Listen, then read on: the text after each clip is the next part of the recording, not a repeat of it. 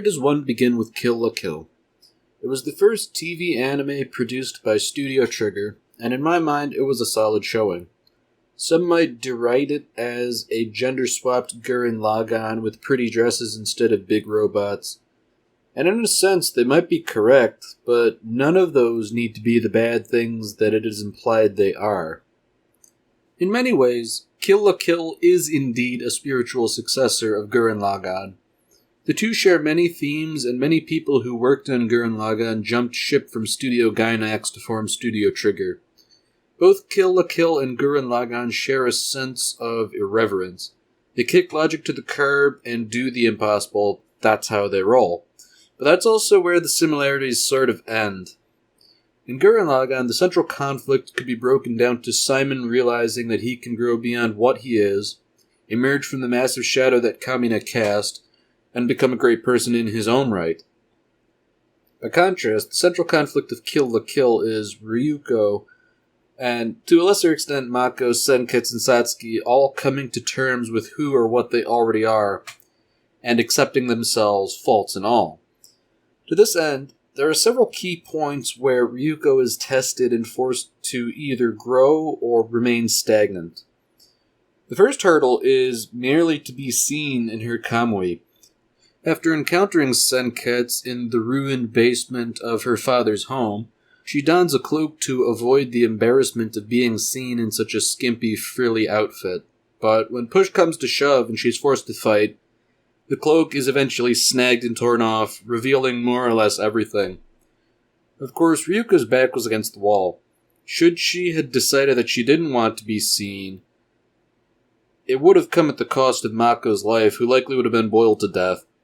So, when weighing up the two options of momentary embarrassment versus losing a friend, she decided to stick it out and ultimately saved Mako's life at the cost of a little dignity.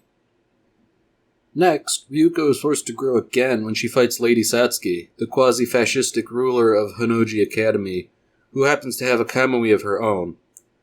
Unlike Ryuko, Satsuki has no compunctions about wearing such a revealing outfit, and can therefore harness the entirety of its power through her lack of shame. Of course, to call it a lack of shame is a bit misleading. It's rather that she is not embarrassed in the way that Ryuko is, and is therefore able to harness the true power of the Kamui.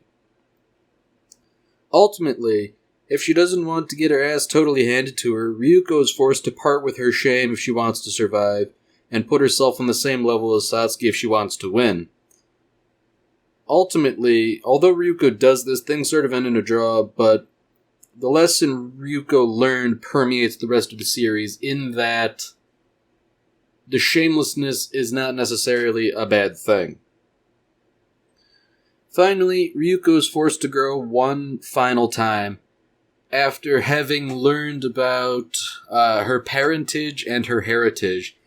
Without spoiling things, it turns out that she's a bit more intertwined with life fibers than one would normally think, and she doesn't take the news very well.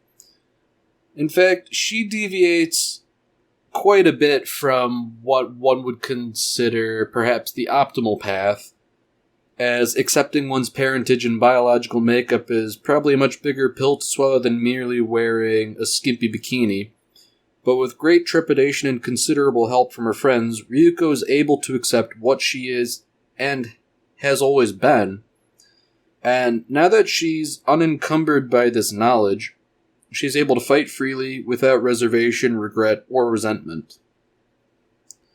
All of these key moments come with Ryuko accepting parts of herself and growing from it, both in terms of self-confidence and power.